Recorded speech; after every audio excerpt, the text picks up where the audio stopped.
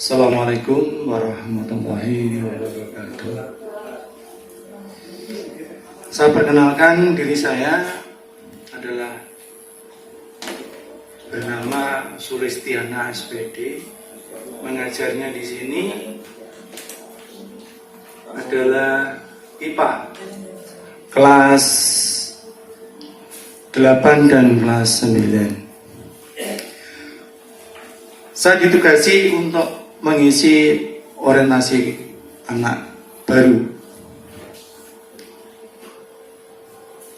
pada tanggal 13 hari Selasa tahun 2021 yang menyampaikan materi tentang coronavirus. Saat ini corona ini adalah penyakit yang sangat dahsyat sekali, yang mudah menular. Yang nanti kita bahas, coronavirus itu apa? Bagaimana cara penularannya? Kemudian bagaimana kematiannya, tingkat kematiannya, dan lain-lain.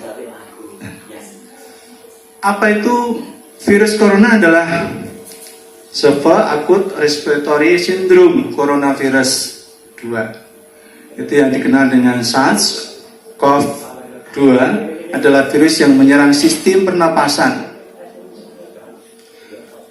Penyakit karena infeksi virus ini disebut dengan COVID-19. Virus corona bisa menyebabkan gangguan ringan pada sistem pernapasan, infeksi paru-paru, berat, hingga kematian. Nah, virus ini menyerang semua, mulai dari anak-anak sampai dewasa. Nah, siapa saja yang terserang adalah seperti lansia, golongan usia lanjut, orang dewasa, anak-anak, bayi, termasuk ibu hamil dan menyusui.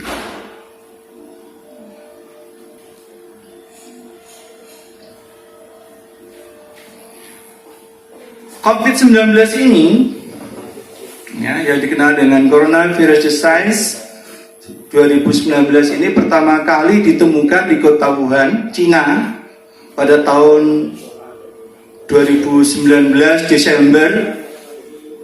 Nah, virus ini menularnya cepat sekali, telah menyebar di hampir semua negara, termasuk Indonesia, hanya dalam waktu beberapa bulan. Hal tersebut membuat beberapa negara menerapkan kebijakan untuk memberlakukan lockdown, seperti di Malaysia dan di negara-negara lain. Dalam rangka apa? Menghilangkan virus corona ini. Dan kalau di Indonesia adalah dikenal dengan pembatasan sosial berskala besar, PSBB. Nah, sekarang di Indonesia adalah menggunakan PPKM yang diperketat sekali.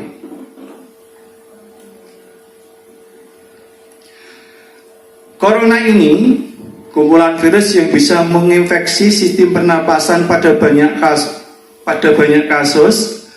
Virus ini hanya menyebabkan infeksi pernapasan ringan seperti flu.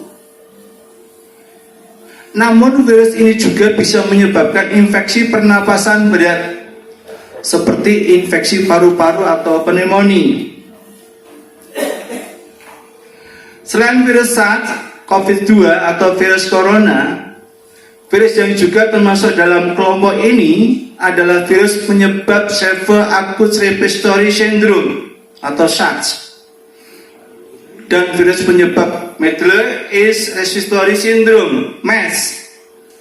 Meski disebabkan oleh virus dari kelompok yang sama, yaitu coronavirus COVID-19, memiliki beberapa perbedaan dengan SARS dan MERS. antara lain ada dalam hal kecepatan penyebaran, penularan, dan keparahan gejala.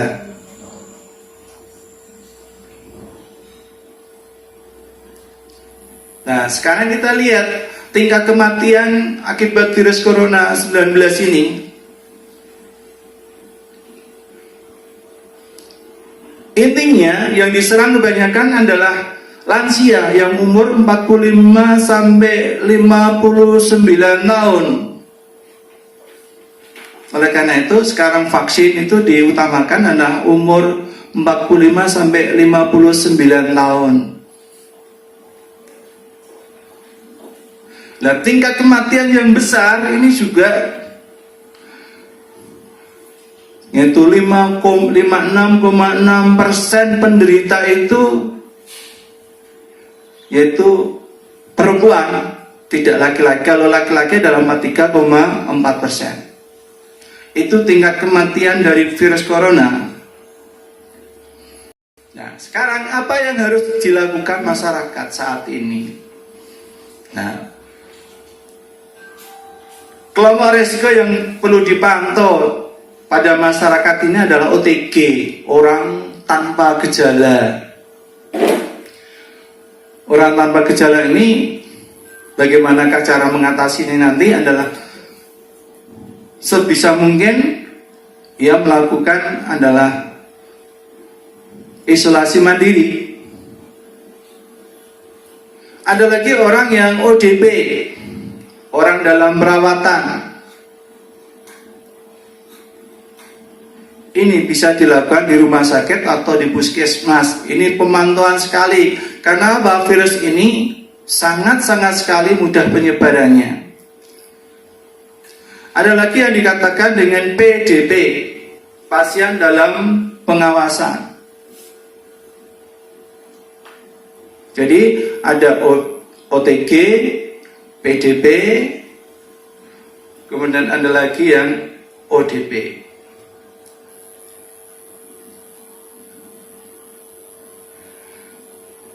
Coronavirus untuk mendeteksi bagaimanakah gejalanya. Gejalanya kalau kita lihat yaitu akan ada demam, batuk pilek, letih lesu, sakit tenggorokan, gangguan sesak dalam pernapasan. Nah, ini gejala awal biasanya gejala flu biasa,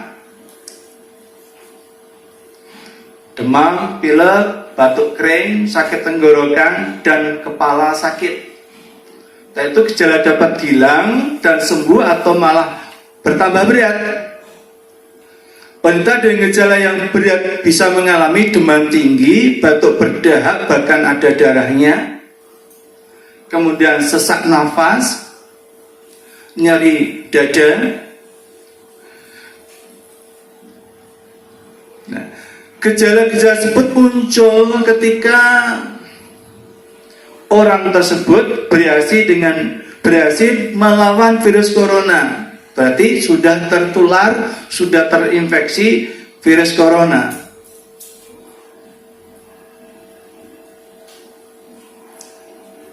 Ada secara umum secara umum gejala ini ada menandakan satu, demam, jelas itu. Kira-kira suhunya adalah 38 derajat Celcius ke atas, minimal 38. Oleh karena itu kalau ada anak masuk di sekolah kemudian dites kok 38 lebih, anak tersebut disendirikan. Biasanya disendirikan di UKS. Apa ini gejala corona atau tidak? Kemudian lebih lanjut kalau turun ya kemudian disuruh pulang, kemudian kalau tidak turun disuruh ke puskesmas. Kemudian batuk kering, kemudian sesak napas, Dan ada beberapa gejala lain yang juga bisa muncul pada infeksi virus corona meskipun lebih jarang. Contohnya adalah diare, sakit kepala, konjungtivitis. Apa itu konjungtivitis? Mata merah akibat peradangan pada selaput yang menipis melapisi permukaan bola mata dan kelopak mata. Oleh karena itu, kalau kalian setelah bersalaman atau bersentuhan dengan orang lain yang kira-kira kamu tahu itu adalah kena virus corona, maka tolong tangannya dicuci. Dan jangan sekali-sekali tangan itu mengusap ke arah mulut dan arah mata. Karena pada penularannya ini bisa dikatakan adalah bisa melalui personal contact, yaitu kontak antar manusia.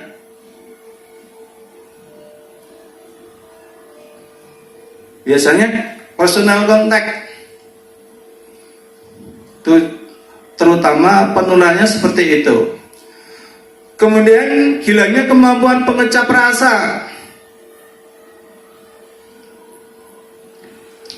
Kemudian hilangnya kemampuan untuk mencium bau. Kadang pula terjadi ruam di kulit, merah-merah itu di kulit.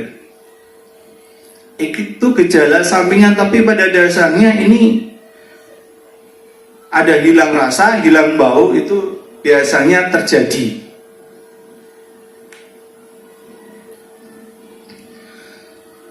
Nah, gejala COVID-19 ini umumnya yaitu dalam waktu 2 hari sampai 2 minggu setelah penderita terpapar virus corona. Sebagian pasien yang terinfeksi virus corona bisa mengalami penurunan oksigen tanpa adanya gejala apapun yang dikenal dengan hipoxia.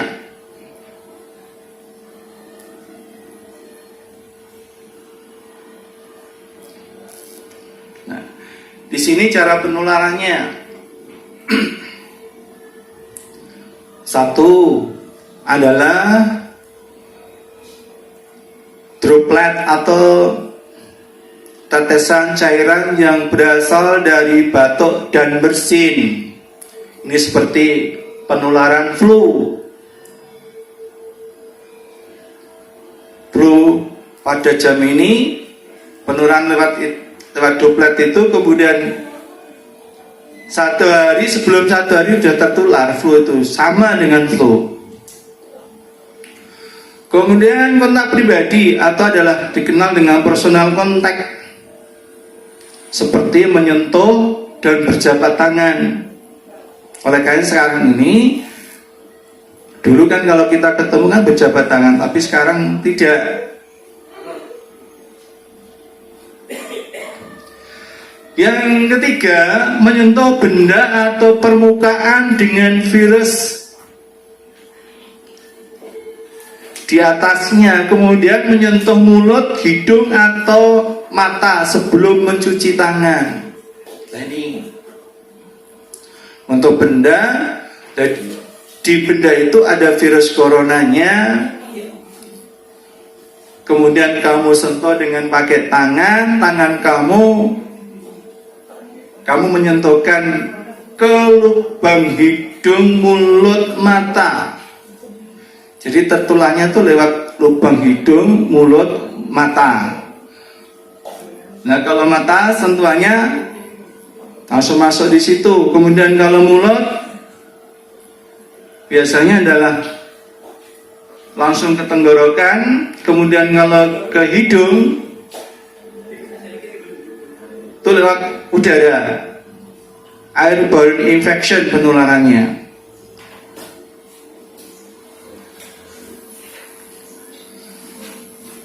Dan ini virus corona ini dapat menginfeksi siapa saja, tetapi efeknya ini yang sangat berbahaya adalah pada ibu hamil,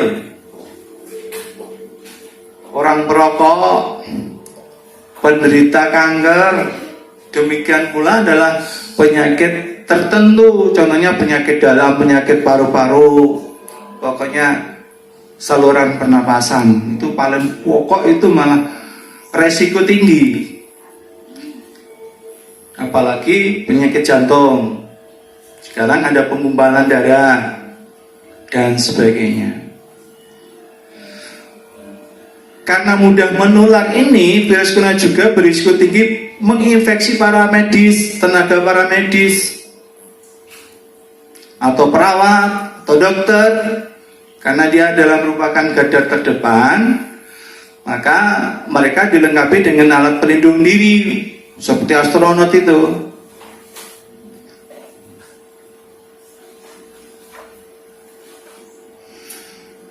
Nah, untuk mendiagnosis adanya virus corona COVID-19,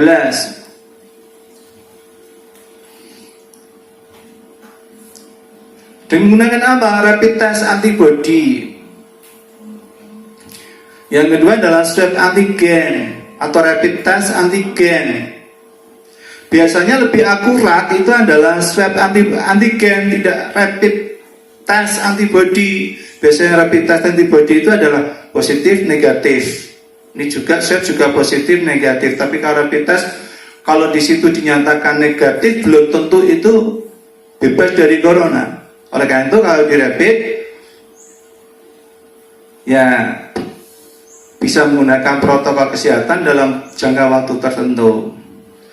Kemudian PCR, polymer scan reaction, mendeteksi melalui dahak. Biasanya itu adalah disogok dengan cotton bed. Cotton bed dimasukkan di hidung, diambil lendirnya, kemudian tes. Itu lebih akurat lagi. Kemudian CT scan atau ronsen dada, ronsen torak. Itu mengambil cairan yang ada di paru-paru. Paru kan di antara paru-paru dengan itu kan ada selaputnya di antara selaput itu ada cairannya, itu namanya infiltrat. Kemudian sekarang ditemukan yaitu tes genus, biasanya dipasang-pasang di bandara-bandara atau di terminal ataupun di stasiun.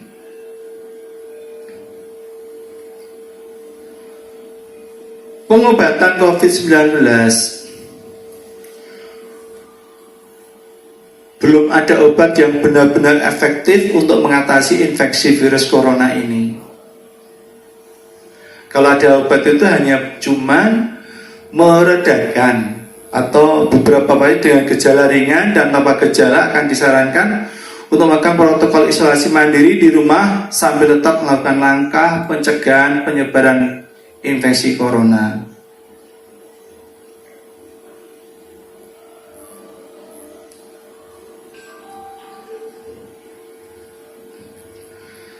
Selain dokter juga bisa memberikan beberapa langkah untuk meredakan gejalanya dan mencegah penyebaran virus corona, yaitu 1. Merujuk penderita COVID-19 yang berat untuk menjalani perawatan dan karantina di rumah sakit, itu kalau yang berat.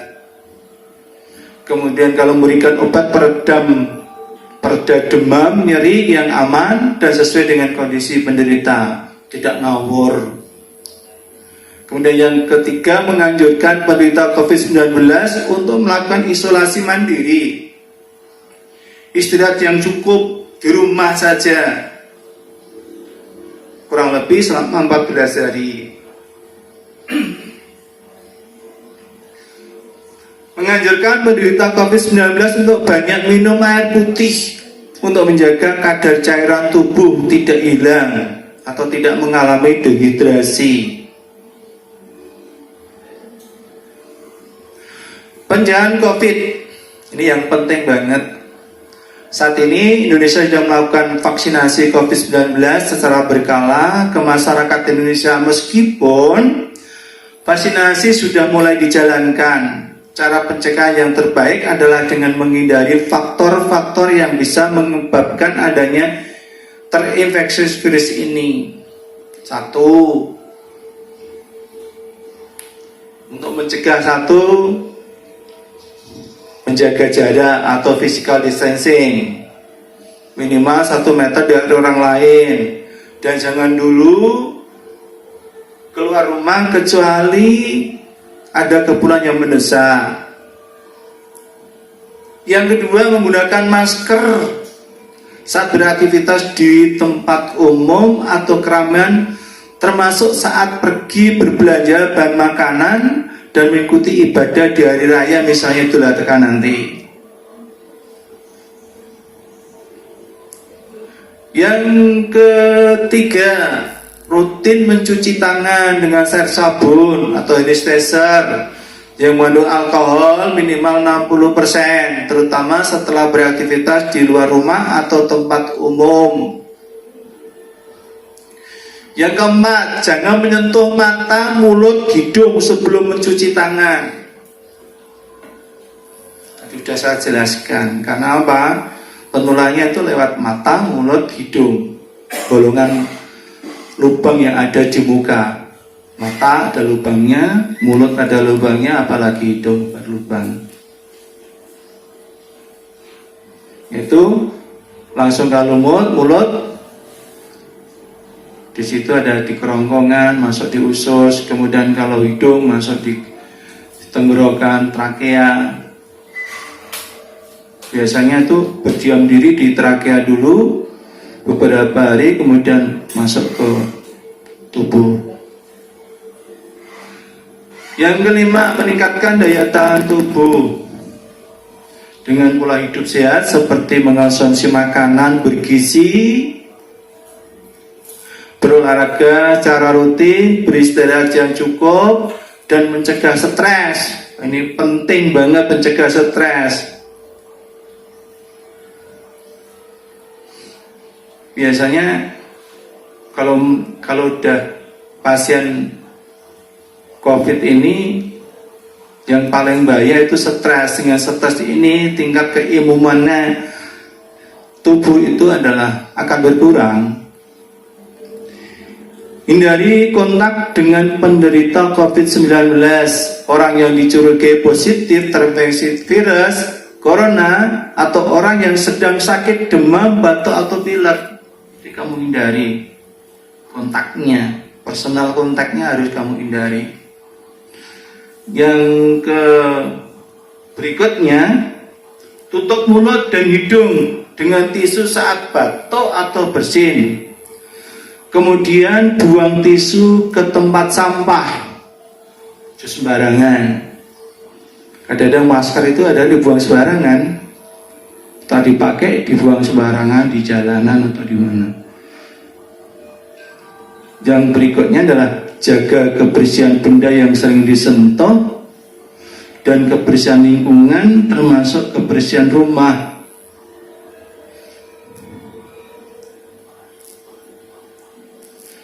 Untuk orang yang diduga terkena COVID, termasuk kategori suspek dan probable, yang sebelumnya disebut dengan sebagai ODP, orang dalam pemantauan, ataupun PDP, pasien dalam pengawasan, ada beberapa langkah yang bisa dilakukan agar tidak menularkan virus corona ke orang lain. ODP, PDP. Yang pertama, bagi ODP dan PDP, supaya tidak bersentuhan dengan orang lain yang tidak dapat menular orang lain, yang pertama adalah adalah isolasi mandiri dengan cara tinggal terpisah dari orang lain untuk sementara waktu kurang lebih 14 hari. Bila tidak memungkinkan, gunakan kamar tidur dan kamar mandi yang berbeda dengan yang digunakan orang lain. Atau di rumah itu biasa dari kamar mandi 2, kamar tidur khusus, kamar mandinya khusus, sehingga tidak disentuh oleh orang lain. Yang kedua, jangan keluar rumah kecuali untuk mendapatkan pengobatan. Yang ketiga, bila ingin ke rumah sakit saat gejala bertambah berat, gejala ringan nggak usah. Sebaiknya hubungi dulu pihak rumah sakit untuk menjemput, tidak supaya langsung ke rumah sakit, enggak. Ke rumah sakit biar dijemput itu kalau yang gejalanya berat. Yang keempat, larang orang lain untuk mengunjungi atau menjenguk Anda sampai Anda benar-benar sembuh. Mereka itu orang yang kena COVID di rumah sakit atau mungkin isolasi mandiri memang tidak boleh dikunjungi oleh sanak saudaranya atau teman-temannya. Dia berarti mandi, istilahnya adalah diisolasi. Kemudian sebisa mungkin jangan melakukan pertemuan dengan orang yang sedang sakit. Hindari berbagai penggunaan alat makan dan minum, alat mandi, serta perlengkapan tidur dengan orang lain. Jadi sendok, piring, dan gelas itu khusus. Pakai masker dan sarung tangan bila sedang berada di tempat umum atau sedang bersama orang lain. Masker penting, sarung tangan juga penting. Ini media untuk penularannya itu dari situ, tangan itu juga media penularan. Yang berikutnya adalah gunakan tisu untuk menutup mulut dan hidung bila batuk atau bersin. Lalu segera buang tisu ke tempat sampah.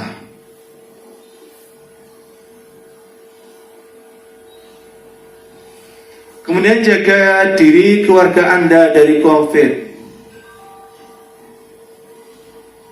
Kalau ini di rumah kalian, keluarga kalian, jaga diri keluarga Anda dari COVID ini, proses pencegahannya.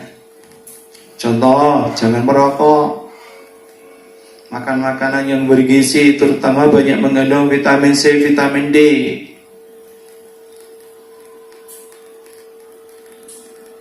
Nah, kalau dari keluarga kamu yang kena COVID, sendirikan atau diisolasi, sehingga khusus diisolasi tempat di kamar sendiri, kamar mandi sendiri. Seperti orang yang kena penyakit cacar, varicella, itu juga sama, harus diisolasi.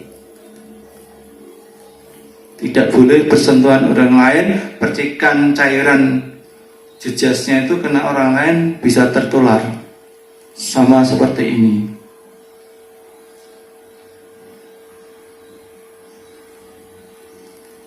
Tadi saya katakan 5 hal yang penting cegah COVID-19, sering cuci tangan, pakai sabun, bekerja, belajar,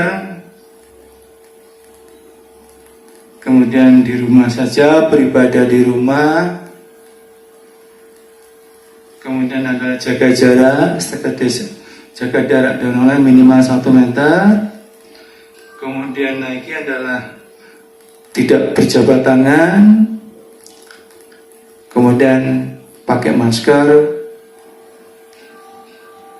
bila sakit atau harus berada di tempat umum itu pakai masker, dan juga kalau perlu pakai sarung tangan. Kemudian untuk meningkatkan imunitas kekebalan tubuh supaya tidak terjangkit COVID. Jadi ada kadang-kadang orang OTG kan orang tanpa gejala. Ini kan keimunannya itu adalah sangat tinggi banget. Nah, situ meningkatkan imunitasnya, mengkonsumsi gizi yang seimbang, tidak merokok,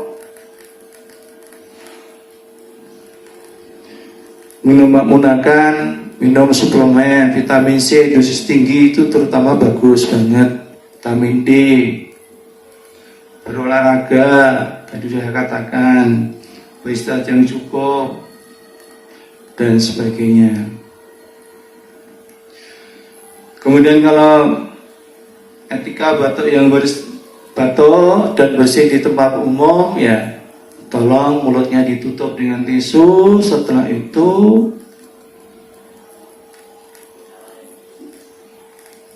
tutupnya jangan menutupnya dengan tisu, tapi tangannya dengan telapak tangan jangan, tapi dengan lengan bawah.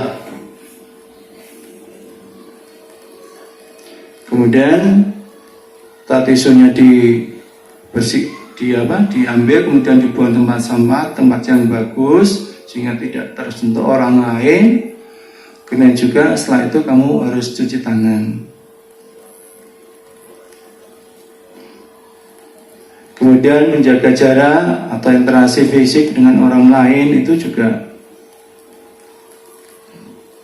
pencegahan. Jadi kalau ada orang yang terkena penyakit COVID, kamu jaraknya sekitar kurang dari 1 meter, karena percikan dahaknya atau cairan yang keluar dari mulutnya, atau juga bisa melalui pernapasan, atau mungkin kamu berjabat tangan, bisa-bisa juga kalian bisa terinfeksi penyakit COVID-19 ini. Karena apa? Virus ini adalah sangat kecil. Dan penyakit virus itu sulit disembuhkan dengan cara obat. Harus cara vaksinasi.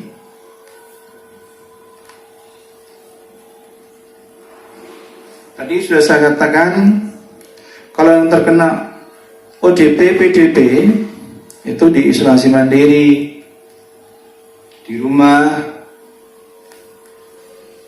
kamar tidur sendiri, kamar mandi sendiri, alat-alat makan sendiri, tidak bercampur dengan orang lain. Dan ini terutama kalau kena penyakit COVID ini, hindari stres, tetap optimis untuk hidup, tetap optimis untuk sembuh. Jangan stres, tingkat imunnya nanti akan menurun. Kalau kamu optimis untuk sehat, tingkat imunnya akan meningkat. Dan di sini juga pencegahan COVID pada transportasi publik. Nah ini merokok, jangan mendekat orang merokok dan lain-lain. Jaga jarak, jangan selalu menyentuh, dan di situ kira-kira ada virusnya. Pokoknya setelah keluar dari transportasi itu, kamu mandi, pakaian kemudian dicuci, itu yang paling penting seperti itu.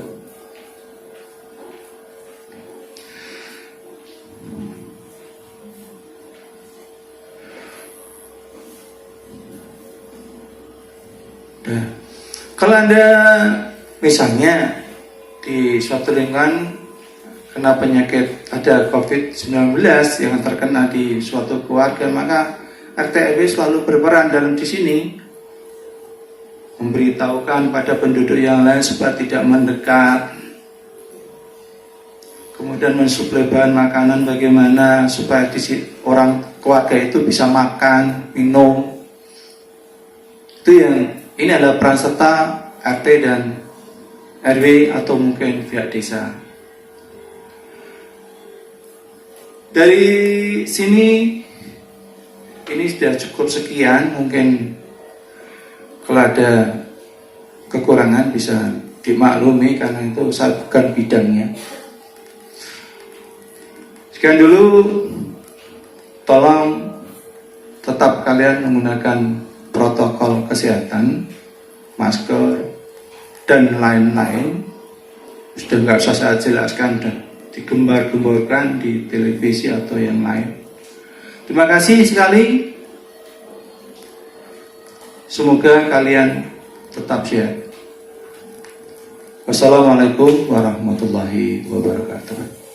Waalaikumsalam warahmatullahi wabarakatuh.